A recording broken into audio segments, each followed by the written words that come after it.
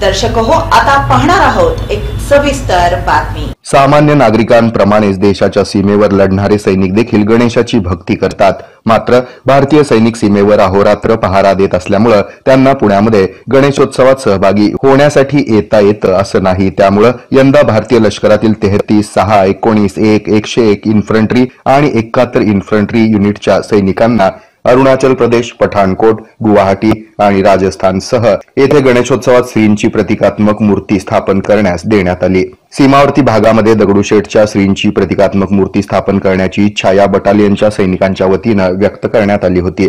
ट्रस्टनं सैनिकांच्या इच्छेला मान देऊन श्रींची हुबेहूब 2 फुटी प्रतिकात्मक मूर्ती देण्याचं मान्य केलं। त्यानुसार नुकत्याच या मूर्ती विविध ठिकाणी रवाना झाल्या। यावेळी ट्रस्टचे कोषाध्यक्ष महेश सूर्यवंशी, उत्सव प्रमुख अक्षय गोडसे यांसह पदाधिकारी आणि कार्यकर्ते उपस्थित होते। श्रीमंत दगडूशेठ हलवाई गणपतीची ख्याती केवळ महाराष्ट्रातच नव्हे तर सर्वदूर पसरली आहे। त्यामुळे मराठा बटालियनच्या प्रमुखांनी दगडूशेठ गणपतीची प्रतिकृती असणाऱ्या मूर्तींची प्रतिष्ठापना सीमेवरील लष्कराच्या पोस्टमध्ये करण्याची इच्छा सैनिकांच्या वतीनं व्यक्त केली।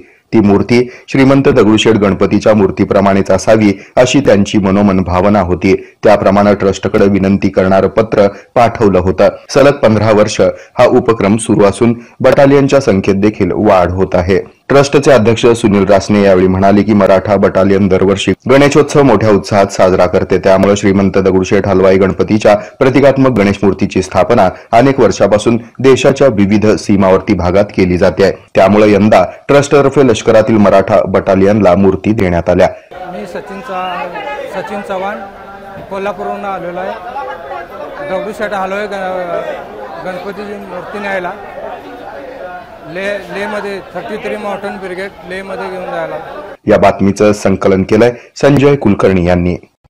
हे आहे मेट्रोकास्ट केबल नेटवर्क आणि आपण पाहत आहात द न्यूज